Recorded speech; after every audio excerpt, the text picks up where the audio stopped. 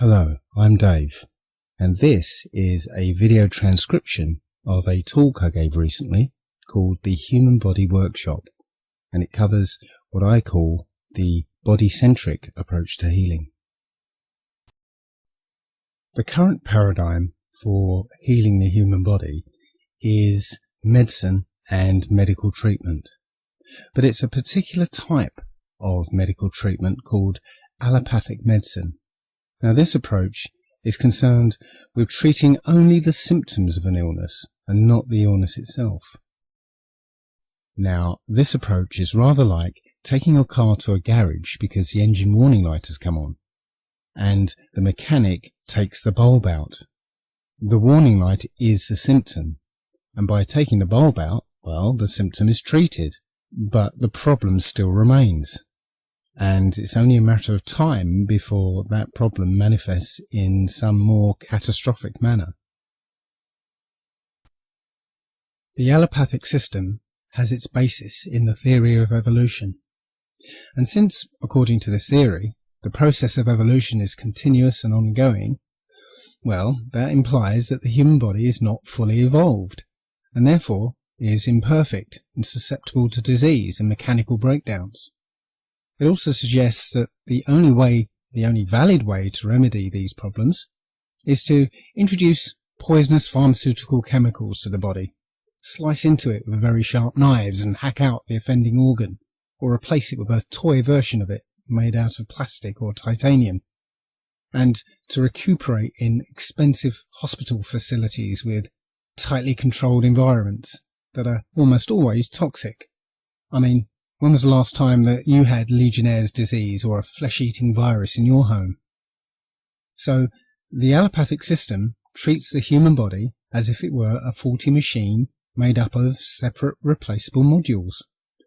The heart unit not working properly? Well, whip it out and fit a new or second-hand one in.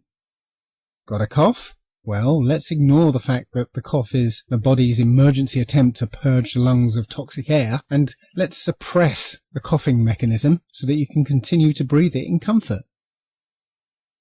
Without exception, all allopathic treatments and procedures come with what are termed side effects that cause further symptoms, usually unrelated to the original ones. Now, these are not inadvertent secondary effects that arise out of an attempt to heal the body.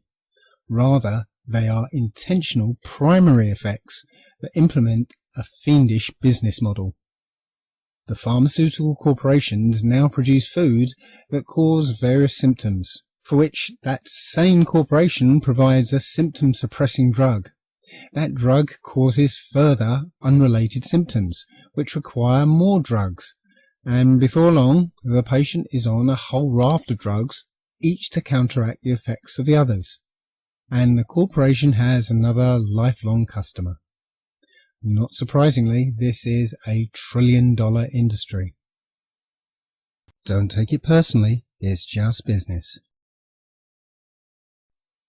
The body-centric view is very different.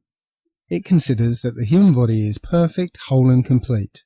It internally manufactures everything that it could ever require, and left to its own devices, it will repair and maintain itself in the best state of physical health it can manage in the environment and circumstances it finds itself in. In fact, despite what the medical system might have led you to believe, the human body is the only thing that can heal the human body. Not drugs, not surgery, not herbs, nor pink Himalayan sea salt, or mysterious energies. It's always the human body itself that does the healing. Does it seem logical to you that a body that was designed to live anywhere on Earth should be dependent for its survival on a type of salt found on the slopes of Mount Everest, or leaves of the moringa plant that only grows in the African jungle? How does that help you if you live in Basildon and access to African flora and Himalayan mountain ranges is minimal? Body-centric health is all about not interfering with or hindering the healing process, but understanding the body and assisting it to do what it's trying to do. This approach is simple, costs nothing, and has no side effects except increased energy and vitality, general improvement in overall health, and looking and feeling younger, fitter and stronger. Because we treat the whole body as a conscious, intelligent community working together in perfect harmony, rather than a collection of faulty parts that work independent of each other. So in order to do that, we need to accept that the current interpretation of how our bodies work, while reasonable sounding, is nonetheless incorrect. We need to better understand how our bodies cleanse and heal, how it allocates and uses energy, and we also need to understand the connection between the mind and the body. The body-centric perspective is about understanding that symptoms are not the actual problem, but are warning messages from the body. We need to be able to correctly interpret them, respond appropriately, and apply changes to our minds to prevent the problem from reoccurring. So, why is it so important to change our view of how our bodies work? Nothing about the current medical system came about by accident. The allopathic method of treatment did not reach its position of preeminence because its healing methods or success rate are superior to other forms, but because it was engineered into place by massive amounts of money from the same group of people who have publicly stated time and time again that their agenda is to reduce the human population by 90%, which is a euphemistic way of saying we want to kill 6.5 billion people. In the Third World, this is being accomplished through war, famine and disease, by creating and arming and controlling both sides of a manufactured conflict, by using its political influence and corporations to take over the growing of food, pricing it out of the range of the locals, and to ship it out of the country, and by using these countries as a testing ground for their bioweapons programs. AIDS, Ebola and sickle cell anemia are all biological weapons manufactured in weapons labs in the United States. In the developed nations, the genocide is being accomplished using healthcare, iatrogenic deaths, that's death by doctor, vaccines, pharmacology, sterilizations and care pathways. The Liverpool Care Pathway is the best known program in the UK, and while it sounds all nice and fluffy, what it really means is, if nobody is looking or cares about a patient in long-term care, they will trank them up on morphine and starve and dehydrate them until they die. Healthcare is a weapon that is being used to exterminate us slowly, quietly, yet relentlessly. Every day, 290 people are killed by FDA-approved prescription drugs. And that's the conservative number published by the Journal of the American Medical Association. The source of this information? JAMA, Volume 284, Number 4, July 26, 2000, authored by Dr. Barbara Starfield, MD, of the Johns Hopkins School of Hygiene and Public Health.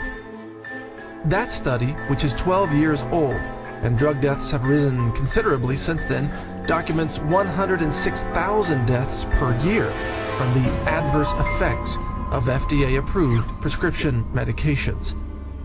To reach this number from outbreaks of violent shootings, you'd have to see an Aurora, Colorado Batman movie massacre take place every hour of every day, 365 days a year. If a massacre of people using slugs of lead is bad, why is a massacre of people using deadly chemicals perfectly acceptable?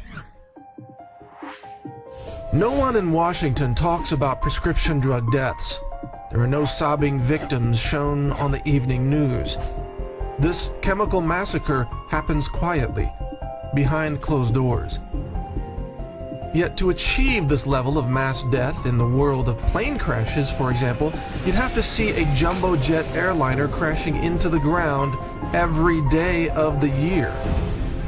But that's only the beginning of the mass death caused by modern medicine, where greed-driven doctors are routinely bribed by the drug giants, and thereby make the Joker James Holmes look like a Boy Scout in comparison.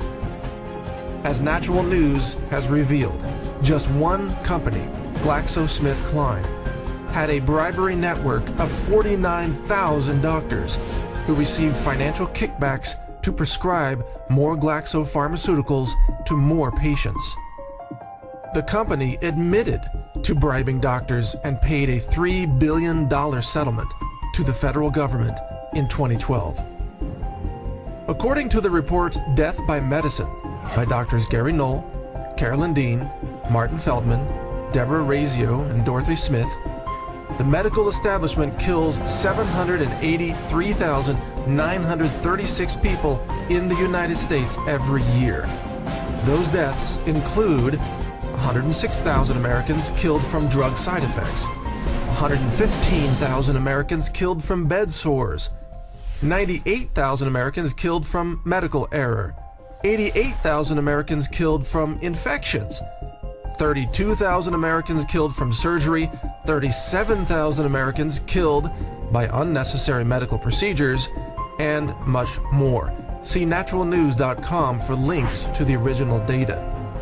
The bottom line total comes to 783,936 deaths every year from conventional medicine, that's drugs and surgery medicine.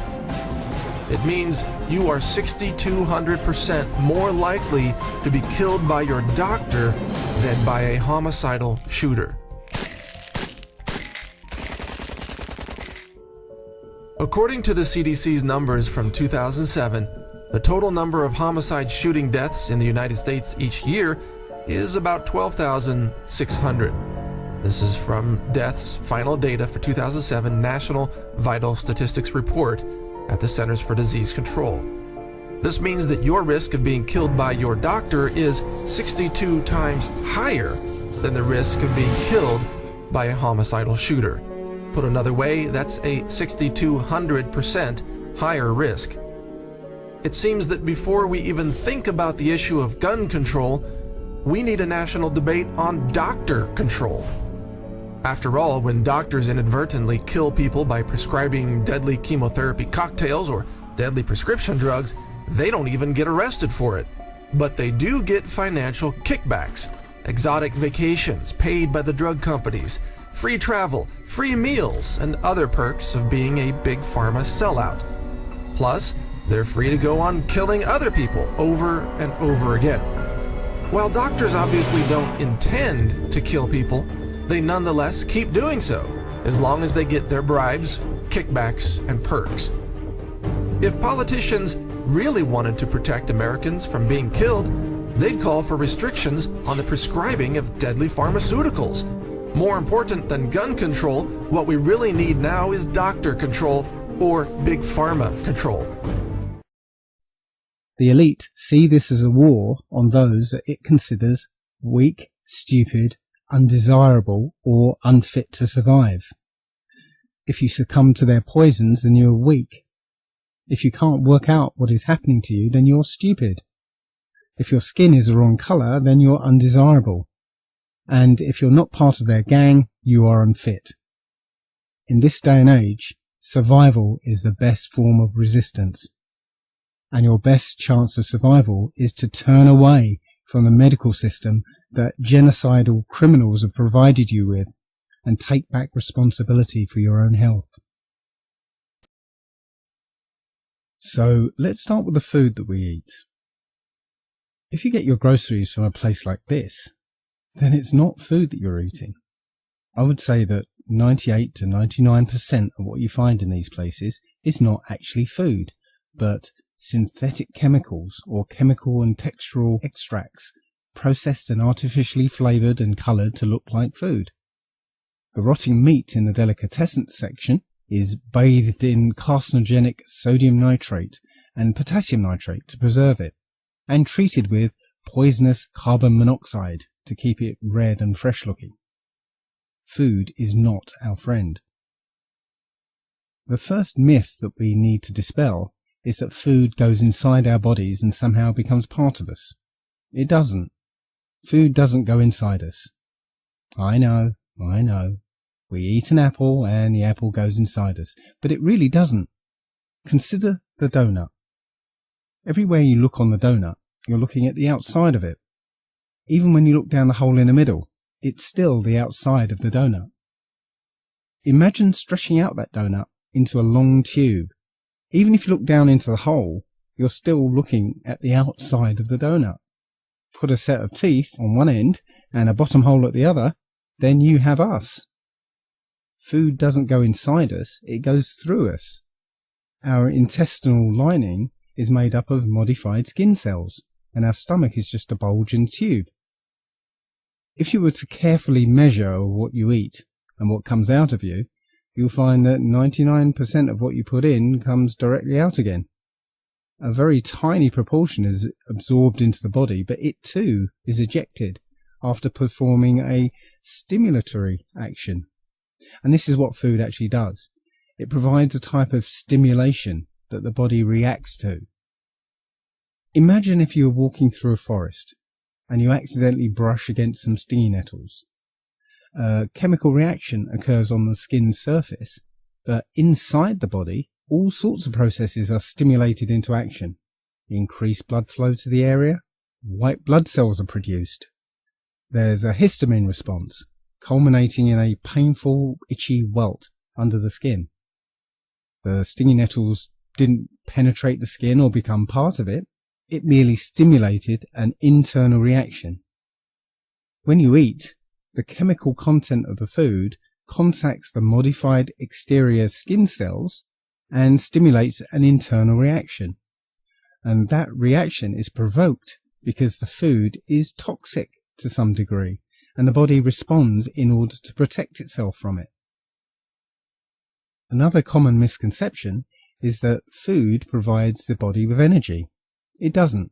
In fact, the opposite is true. Food drains the body of energy while providing none. Not only does it take energy to raise a response to the stimulation that food provides, but it takes up to 80% of the body's energy to digest or get rid of the food. I mean, how do you feel after having a big meal? Do you feel energized and bursting with energy? Or do you feel tired, lazy and lethargic? Most people feel the need to eat 3 square meals a day, which means they're running on 20% of their energy all day, which is barely enough to keep you walking around. And it's partly why we find it so difficult to recover from illness and injury. We simply don't have the energy. And as I said earlier, most of what we call food isn't actually food.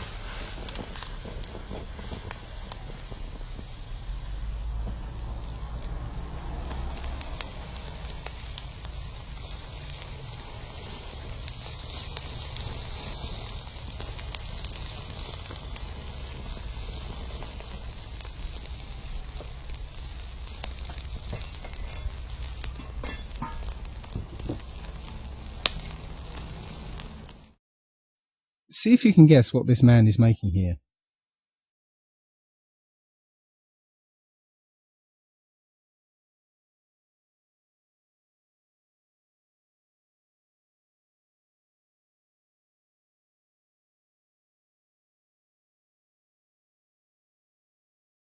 Yep, it's artificial lettuce from chemicals, and I'd bet that they are symptom-creating chemicals at that. There is an amazing book called Man's Higher Consciousness by Hilton Hotema, and in it Hotema claims that man was originally, and still is, a breatharian. That is, somebody who neither needs to eat or drink. But over the ages we fell through various stages, and at each stage our vitality and lifespans reduced. So we started drinking water, and our bodies had to adapt to this new habit, moving away from its perfect equilibrium. Then we started eating fruit, and our bodies had to adjust still further to deal with this solid matter. And so our vitality diminished, and we became more susceptible to disease, and our lifespans reduced further. Then we ate the vegetation, and eventually the flesh of animals, so that our bodies are now in a pitiful state compared to the original, and with woefully short lifespans of around 100 years if you're lucky. If you take the lifespans detailed in the Bible as true, well, Methuselah lived for nearly 1,000 years, so in comparison, we die in childhood. But unfortunately, we have fallen through even more stages than even Hotema could have envisaged. Burnt omnivore reflects the fact that we alone of all life on this earth feel the need to burn our food before eating it. And the act of cooking food causes the creation of a carcinogenic substance called acrylamide, which causes the body to respond as if it had been poisoned. The final stage I've added is GM chemivore, which represents the fact that the modern diet mainly consists of a collection of synthetic chemicals, colours, flavours, and genetically modified organisms. So let's look at some of the things we should be avoiding. Alcohol, coffee, fizzy or carton drinks, meat and fish, sugar, salt, wheat products, dairy products, starchy foods such as potatoes, rice, pasta, etc., anything genetically modified, and all processed foods. That's most people's diets right there. And here's a good tip. The longer the shelf life, the shorter yours. So the best you can possibly do regarding food is to go as high up Hotema's list as you can and have as little food as possible. So that might take the form of one meal a day of mainly fresh, organic, juicy fruits and berries, and the occasional light leafy green salad, avoiding dense earthy root vegetables and salad dressings except coconut oil and perhaps lemon juice. So in effect, you're limiting the amount of work the body has to do reacting to and eliminating the food.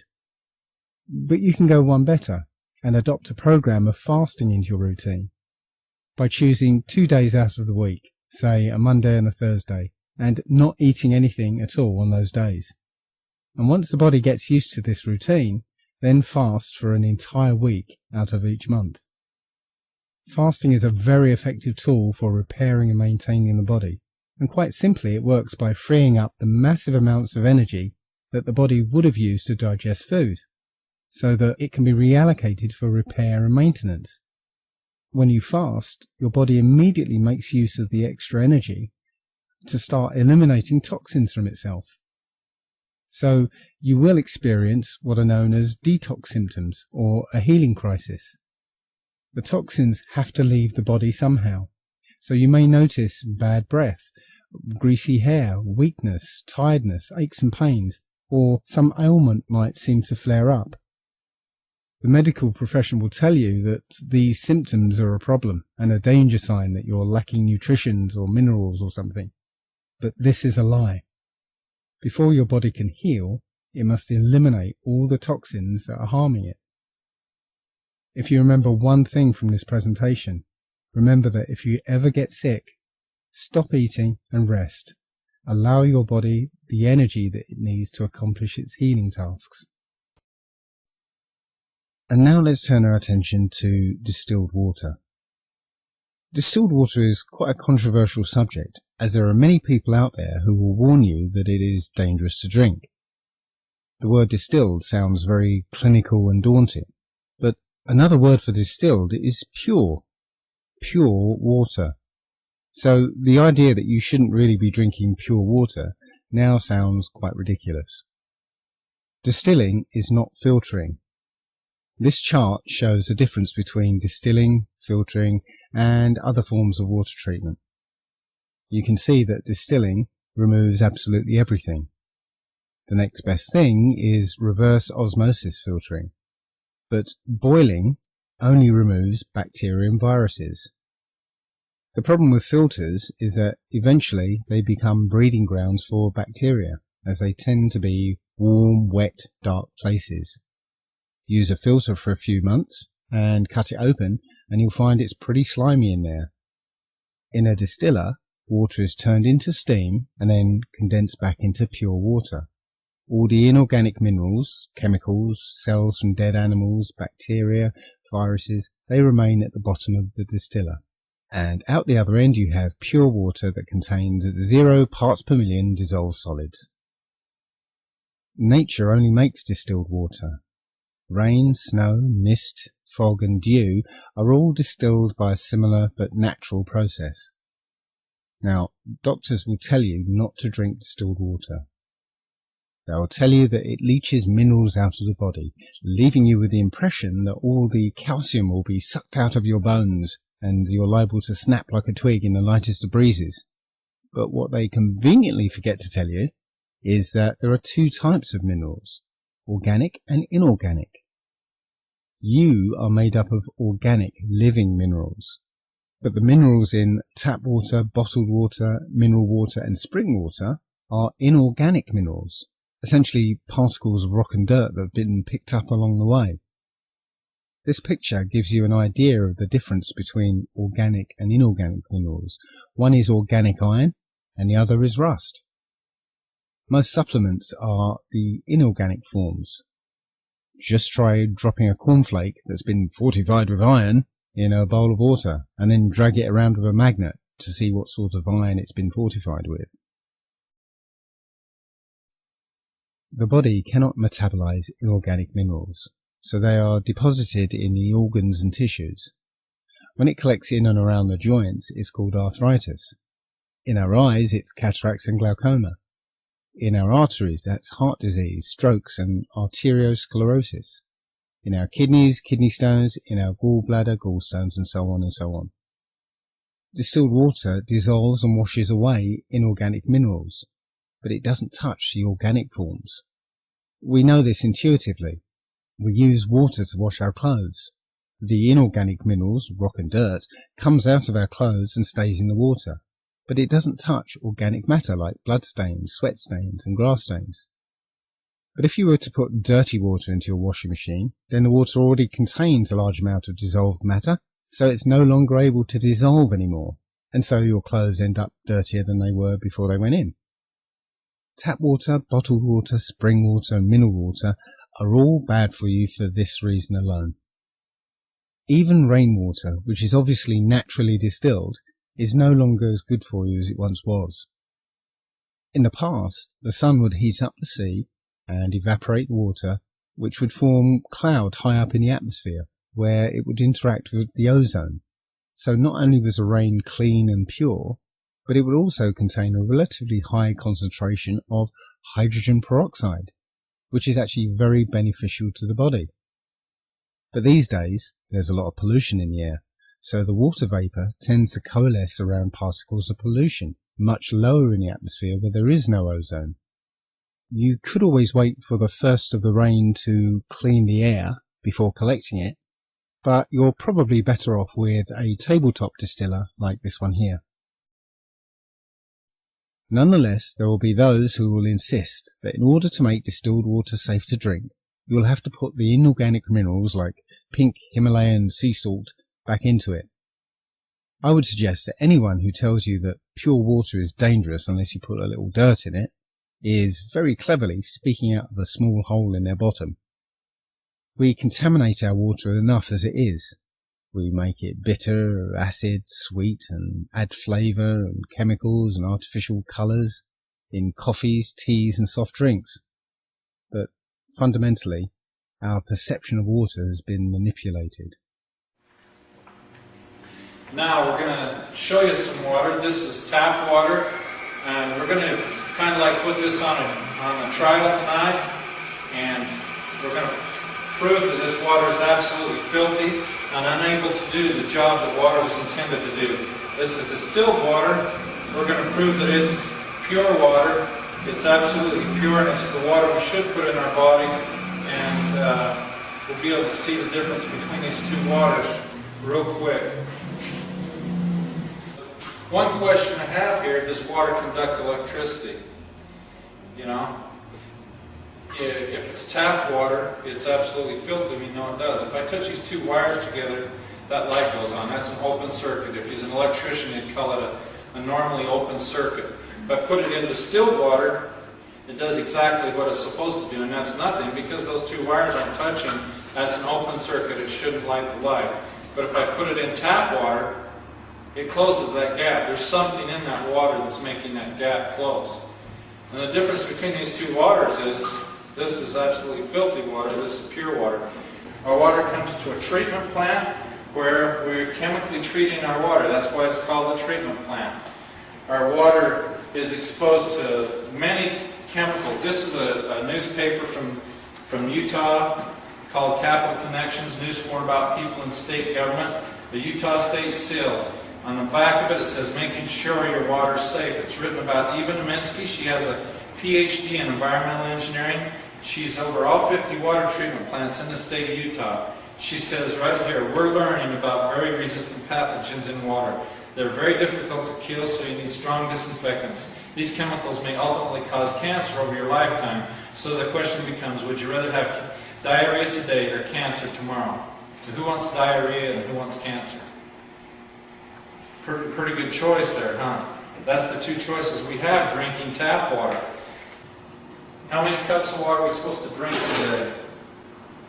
8 cups. This is 8 cups boiled down. That's what you're drinking into your body every single day. 8 cups of water. That's 8 cups. That's 1 day. This is 30 days. This is 365 days. And this is 10 years. How old are you? 45. 45. You've run 4.5 goes through your body. Okay? You divide that out, every one of you. That's what your body has to deal with, drinking tap water. That's why when we put the light in tap water, it conducts electricity. There's 80,000 chemicals in our water. In 1903, we had 3 people and 100 dying with cancer. In that 100 years till now, we've developed 80,000 commercially produced chemicals. And right now, 1 in 4 people die with cancer. And 1 in 3 people get cancer. And the cancer rate's still rising. And you think about chemicals in our life. We wash our hair with chemicals. We brush our teeth with chemicals. We wash our clothes with chemicals. We have chemicals on our food. We're a chemical society. The only thing that takes that out of our body is the water we drink. Right here in the laboratory, let's take distilled water through the same journey the tap water's been on and make the light go on it. We'll have to add a lot of things to it. First thing we'll add to it is bacterium, virus, and parasites. I'll wash my hands in it. 5 parts per million will make this light go on, and we'll see just how dirty my hands are. Pretty clean hands, huh? But the tap water is still hundreds of times filthier than the distilled water. But you know the real funny thing about it is, though, you won't drink this water now, will you? No. Why not? Because it has urine. Yeah, but it's still hundreds of times cleaner than tap water. Did you see what your eyes just did to your brain now? You saw something in your water. What do you really want in your water? Nothing. Me too. When I saw this the first time, that's what I decided. I didn't want anything in my water. I wanted clean water. But we can take it a little bit further and make the light go on. This is some of the inorganic minerals we get out of our distiller. We'll put some of that in there. We'll put some chemical from farms and factories in there. And we'll stir that around. So that's starting to look like now. Mountain Dew, right? That's what you're thinking? Now we'll take it to the water treatment plant where we'll add a little bit of technology to it. And we'll stir that around and we'll aerate it a little bit, just like even Neminsky's talking about there. Add a little technology to the water. Right amount of chemicals we can make that awful looking water look just like tap water. Isn't that cool? Now let's see if we made it tap water. Yep. Now, according to Eva Neminsky, that's safe water to drink. You won't want to drink it now? Why not? It's safe. What's the definition of safe water? Won't cause diarrhea today. Let's see what we've done here with the TDS meter. This TDS stands for total dissolved solids. That means anything that's totally dissolved in the water will show up with a TDS meter. Now Ron, I want you to read this for me and tell me what parts per million that says. 0. 0, 0, 0 parts per million. Now tap water, right from Ogden City here, let's see what that's saying. 296, 308 now. 308. 308 parts per million. Now this water that Teresa wouldn't drink, let's see what that was. After I threw all that filth in there. 56. 54 for it. It's still, what, 6 times cleaner than tap water. Can you imagine how much filth is in tap water? If you could see where that tap water's been, all the carcasses of the animals, the dead insects, the inorganic minerals, the chemicals that's in this water, if you could see what was in that water that's making 296 parts per million, you'd never drink it. You'd never ever drink it. And you shouldn't. And now we come to urine therapy. This is a very difficult therapy for most people to get their heads around. It is a process of drinking one's own urine and also washing in it, as well as applying it in various other ways depending on the issue or ailment. Now, there are so many myths and taboos associated with this topic that people have a tendency to switch off at the mere mention of drinking one's own urine. So let's examine these myths. The first one is, urine is a waste product. Well, no. Urine is actually the excess of the beneficial substances in the blood. The liver removes all toxins and pathogens from the blood. The kidneys receive the purified blood and regulates the amount of salts, vitamins, minerals, hormones, enzymes, amino acids and water in order to keep the blood in perfect balance, as having too much of something is just as bad as having not enough. And sometimes, while it is sitting in your bladder, your body might realize that it needs some of these life-giving substances and reabsorb it. Many have had the experience of wanting to go to the toilet and then getting distracted, and an hour or so later they realize they no longer need to go. That's because the body has reabsorbed enough of the urine and relieved the pressure on the bladder. Urine is a snapshot of everything the body needs in exactly the right proportions for you. It is also a holographic record of everything that's going on in the body right now.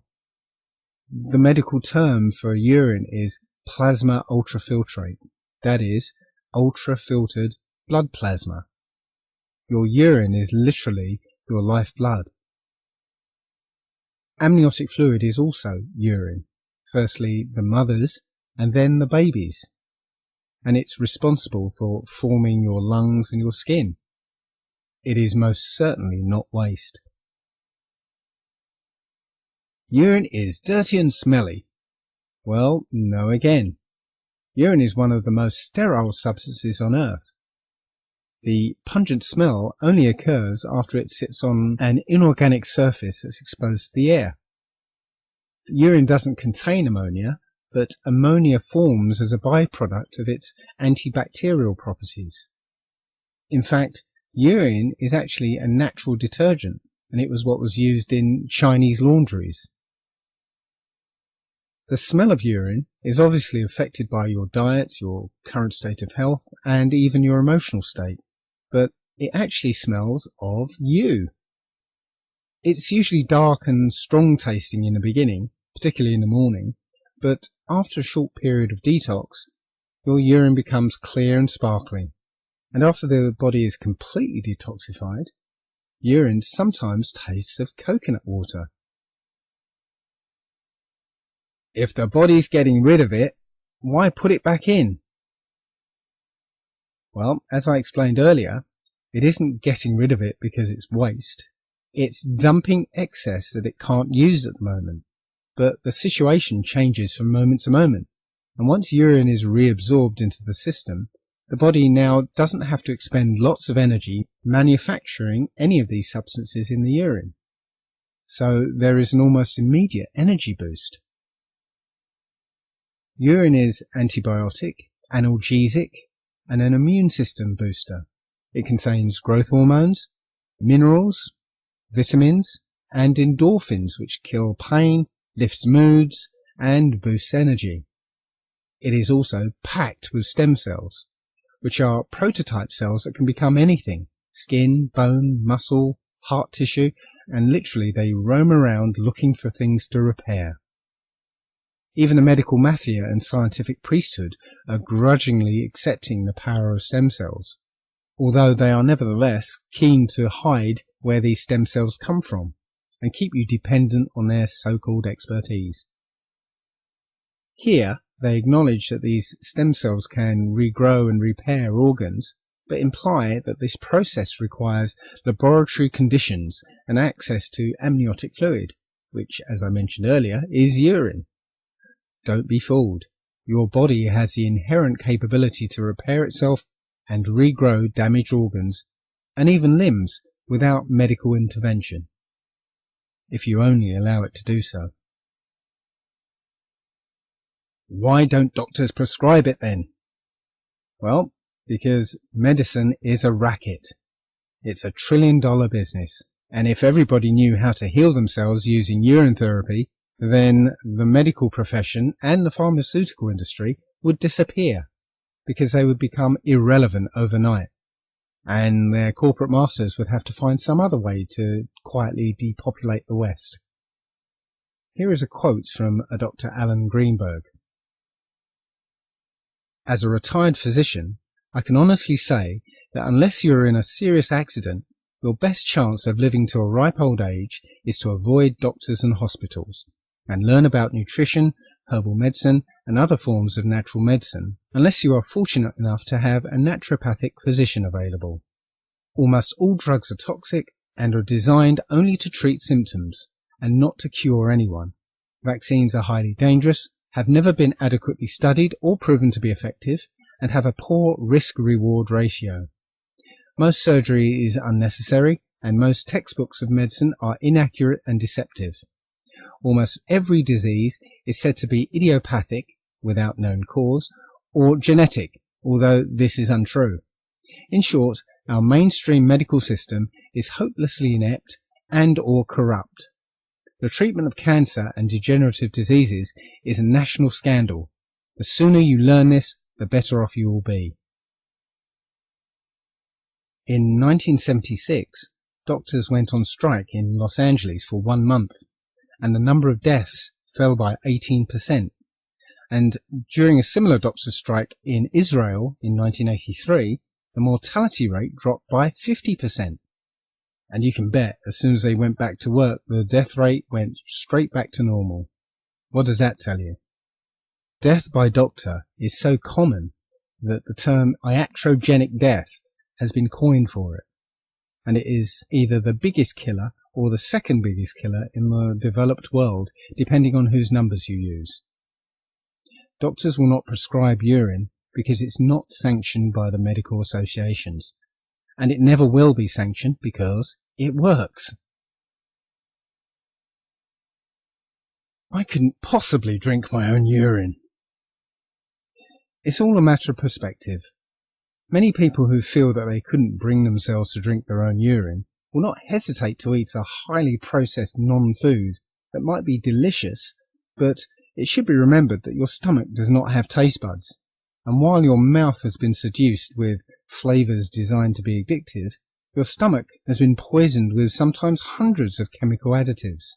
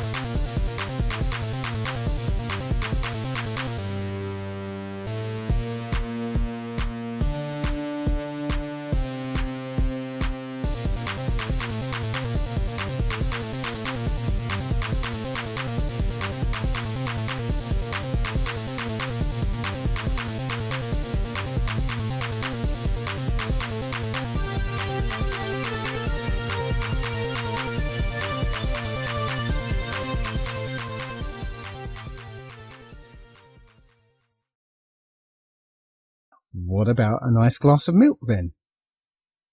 Well, apart from drinking a cow's bodily fluids that are designed for a baby cow, milk also contains pharmaceuticals, antibiotics, and often pus from mastitis infections. Milk also stimulates the body into producing mucus. Adults don't require milk, and humans don't require anything squirted out of a cow. When you think about it, The purpose of cow's milk, I did most of my growing up on a dairy farm in Wisconsin. The purpose of cow's milk is to turn a 65-pound calf into a 400-pound cow as rapidly as possible. Cow's milk is baby calf growth fluid. That's what this stuff is. Everything in that white liquid, the hormones, the lipids, the proteins, the sodium, the growth factors, the IGF, every one of those is meant to blow that calf up to a great big cow, or it wouldn't be there.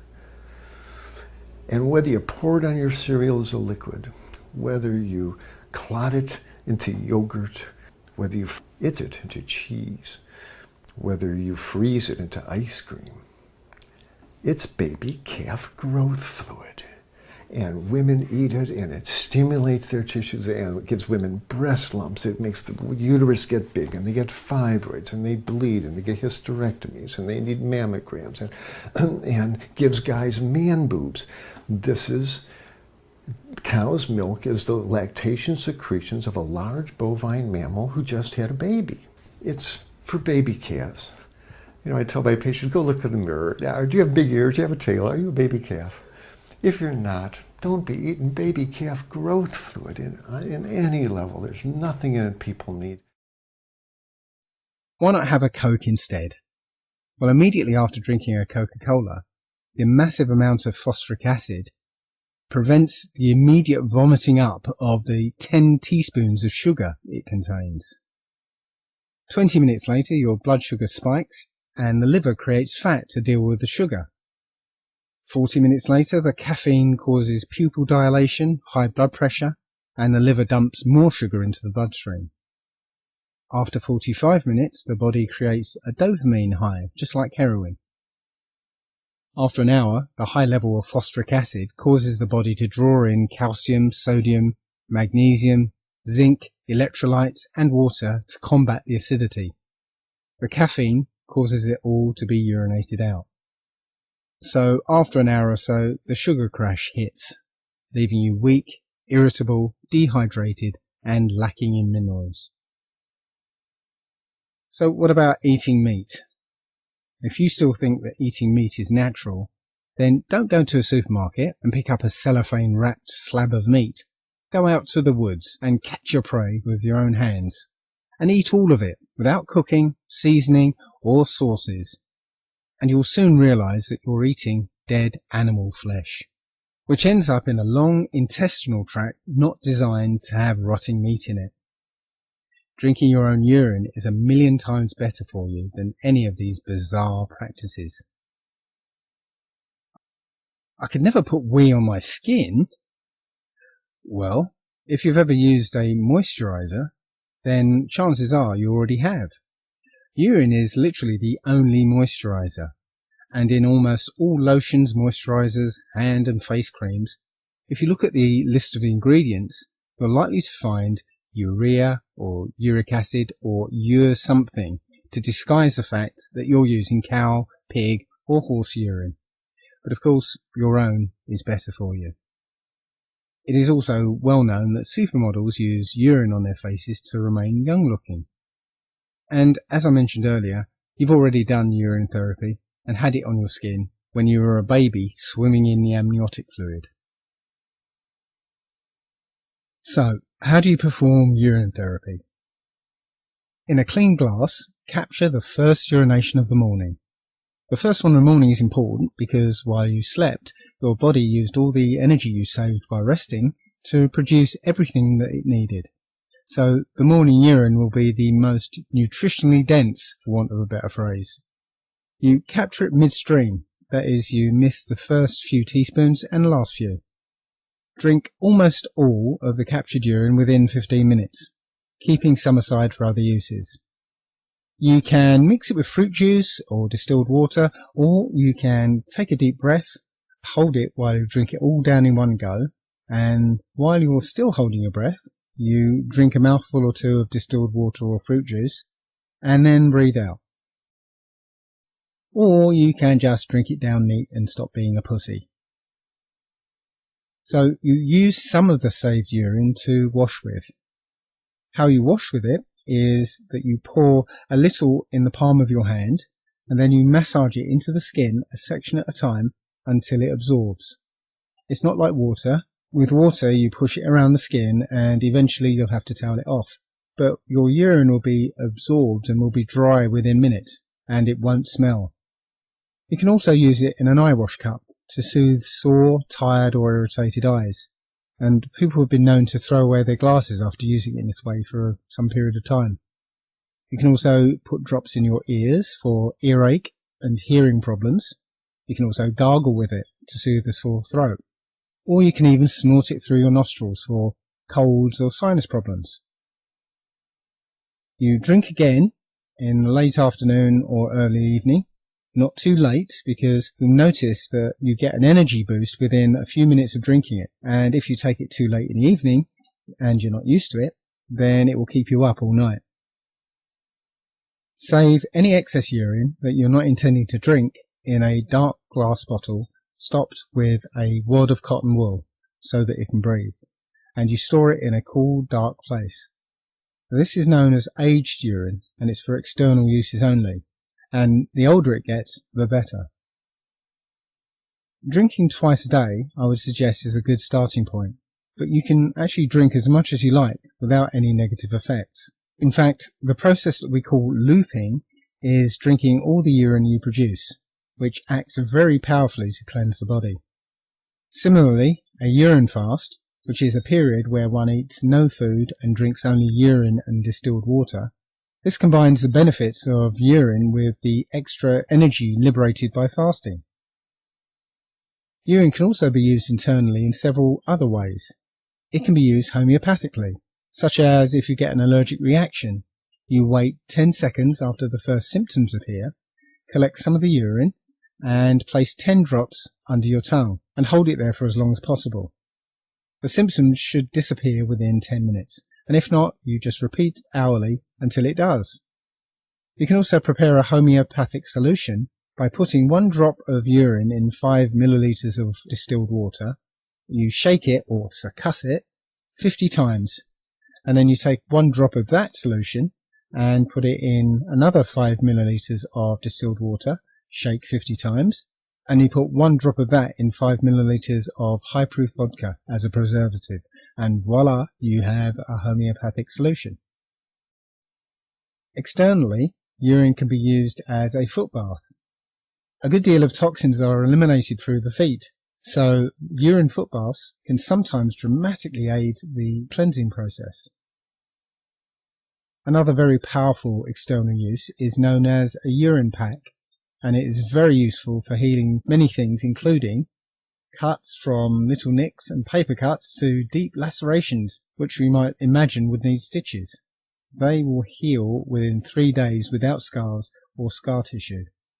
Burns, all the way to serious 3rd-degree burns, a urine pack will heal such a burn in 3 days and again won't leave a scar. Aches, pains and inflammation, well, aches and pains will usually disappear immediately, and inflammation goes down within minutes. Sores and rashes begin to heal almost immediately, and splinters that are normally inaccessible are ejected by the body with the help of a urine pack within a couple of days. Snake, animal and insect bites and stings are also relieved instantly, and any ensuing allergic reaction can be avoided by combining the urine pack with the 10 drops under the tongue method. So to use a urine pack, you simply soak a dressing, cotton wool pad or even a clean rag in urine, place it on the site of the injury and wrap it in place using cling film to prevent leaks. You keep it on there as long as possible and keep it moist with additional applications of urine. Simple as that. The final aspect of this holistic body-centric approach is understanding and utilizing the connection between the mind and body. The mind has complete control over every aspect of the body. Right now, whether you know it or not, part of your mind is controlling the beating of your heart, the growing of your hair, the operation of your thyroid gland. You just don't know how you're doing it. In fact, there are a lot of things that we just don't know how we do. How do you move your hand to catch a ball? You just think about it and it happens. but sometimes you don't even have to think about it. 99% of what we do occurs at the level below the conscious. Every so-called disease begins as a thought pattern. Every type of thought pattern causes a cascade of a particular mix of chemicals, hormones, enzymes, and other substances. But we experience this chemical release as an emotion. So the chemicals that are coursing through your body when you're scared are very different from those that are released when you feel happiness. This chemical release is an emergency response to the thought pattern in order to prepare your body for the consequences of that thought pattern. If you're crossing the road and halfway across you drop some of the items you're carrying, and as you pick them up you notice the lights change. And even though you don't know if a car is coming, your mind will interpret the changing signal and your current predicament, and the thought pattern will be that you are in immediate danger. The chemicals will be released that will prepare your body to escape the danger. The blood will be drawn from your core and distributed to your limbs. Your energy-hungry immune system is shut down, and the energy is redirected to your muscles. Your higher brain function is shut down so that you will act more quickly on instinct. But this is an emergency response, and the imbalances and chemicals are only meant to be experienced for short periods. We feel the emotion, deal with the situation, and the chemicals subside and the body returns to normal. But in our culture, we have mental programming that puts us in chronic and deep-seated emotional states, and this is the trigger for most so-called disease.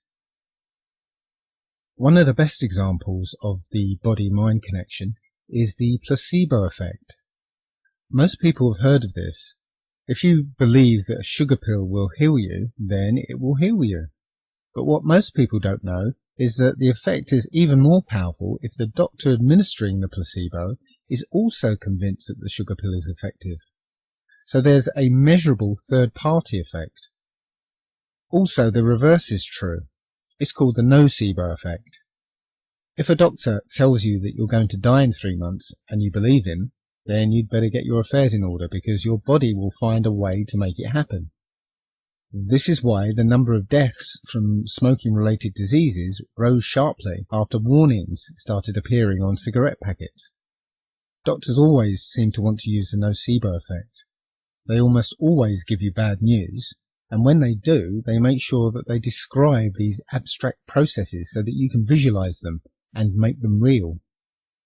Or they will use the third-party effect I described earlier and call in your family and friends and explain and convince them that you're about to die and use them to heighten the nocebo effect on you. Another example are people who are suffering with multiple personality disorder. The alternate personality will have a different name, age, gender, memories, abilities, artistic talents, foreign language fluency, handwriting, and even IQ. But the incredible thing is that sometimes an alternate will have a different eye colour, voice patterns, allergic reactions, menstrual cycle, eyesight, left and right-handedness, and even colour blindness. Injuries, scars, burns, cysts, epilepsies, and even tumours will instantly appear and disappear depending on which personality is in control. This is proof positive that our minds have complete control over every aspect of our bodies. But most of that control is subconscious, and our subconscious is overwhelmingly programmed to be negative. The things we say to ourselves, the words we use, are programming us. If you just listen to your self-talk, you'll begin to see how you're setting yourself up for injury and disease. So, to summarize, the body-centric approach is about letting your body do what it is designed to do and staying out of its way.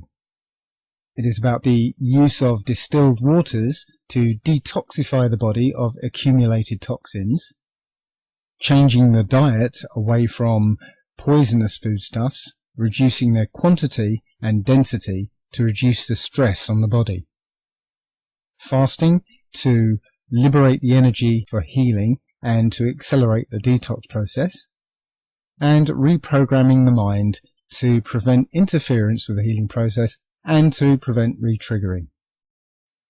In part 2, we'll examine how to apply body-centric principles to cancer and aging. But now I'd like to show some of the amazing transformations of those who have applied these techniques.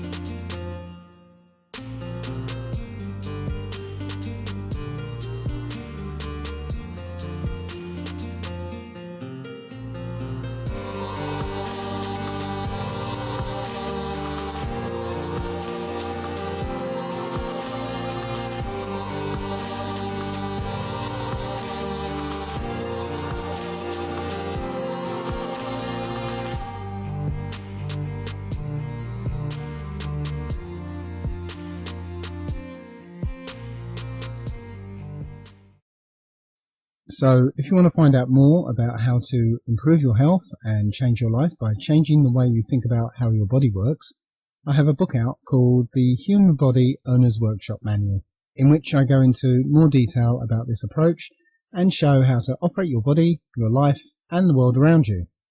Or if you or anyone you know needs some help with healing, I can be contacted at dave@allegedlydave.com, or you can go to my website www.allegedlydave.com.